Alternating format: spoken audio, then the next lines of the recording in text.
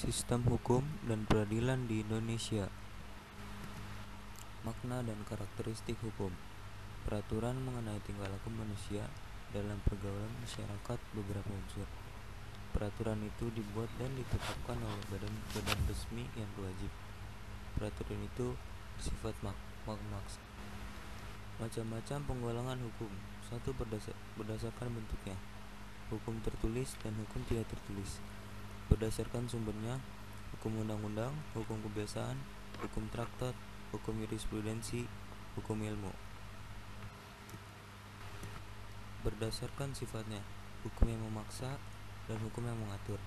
Berdasarkan tempat berlakunya, hukum nasional, hukum internasional, hukum asing. Berdasarkan waktu berlakunya, ius constitutum atau hukum positif, ius constituendum atau hukum negatif, ius naturale atau hukum alam. Berdasarkan wujudnya, hukum objektif dan hukum subjektif. Berdasarkan isinya, hukum publik atau hukum negara, hukum privat atau hukum sipil. Berdasarkan cara mempertahankannya, hukum material dan hukum formal. Tata hukum di Indonesia. Yang pertama ada proklamasi kemerdekaan, yang kedua itu pembukaan Undang-Undang Dasar 1945. Tujuan hukum: 1. Menegakkan kebenaran dan keadilan. 2. Menciptakan suasana yang tertib, tentram, aman dan damai. 3. Mencegah tindakan sewenang-wenang. 4. Melindungi HAM. Makna lembaga peradilan. Lembaga yang dibentuk sebagai bagian dari otoritas negara di bidang kekuasaan kehakiman dengan sumber hukumnya, peraturan perundang-undangan yang berlaku di dalam negeri.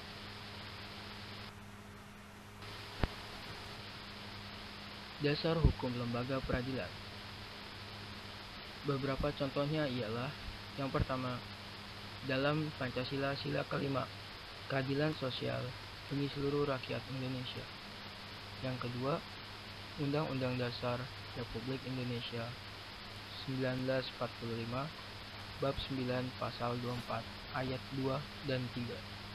Yang ketiga, Undang-Undang Dasar Republik Indonesia Nomor 3 Tahun 1997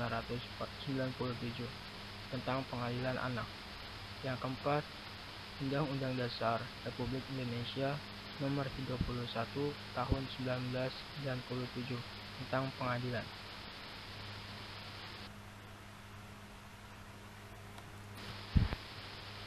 Klasifikasi lembaga peradilan.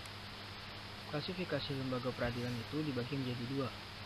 Yang pertama, lembaga peradilan di bawah Mahkamah Agung. Yang kedua, Mahkamah Konstitusi. Lembaga peradilan di bawah Mahkamah Agung dikelompokkan menjadi 4 macam. Yang pertama, pengadilan umum. Kedua, pengadilan agama. Yang ketiga, pengadilan militer.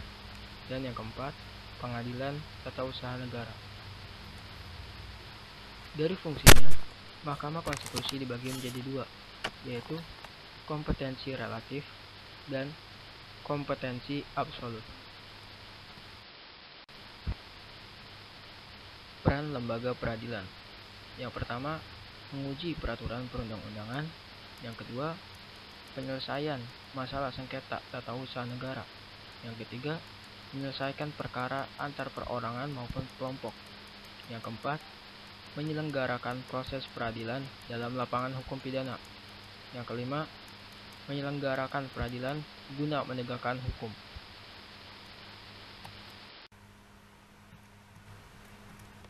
Setiap anggota masyarakat mempunyai berbagai kepentingan, baik kepentingan yang sama maupun berbeda. Tidak jarang masyarakat perbedaan berkepentingan sering menimbulkan pertentangan yang menyebabkan timbulnya suasana yang tidak tertib dan tidak teratur.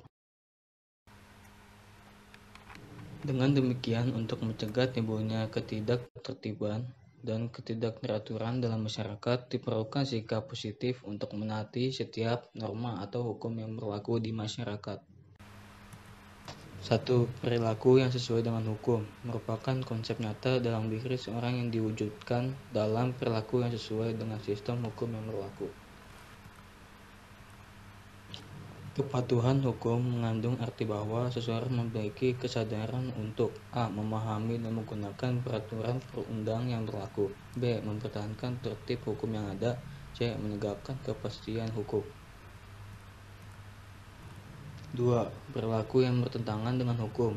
Perilaku yang bertentangan dengan hukum timbul sebagai akibat dari rendahnya kesadaran hukum. Ketidakpatuhan terhadap hukum dapat disebabkan oleh dua hal, yaitu 1. Pelanggaran hukum oleh si pelanggar sudah dianggap sebagai kebiasaan bahkan kebutuhan. 2. Hukum yang berlaku sudah tidak sesuai lagi dengan tuntutan kehidupan.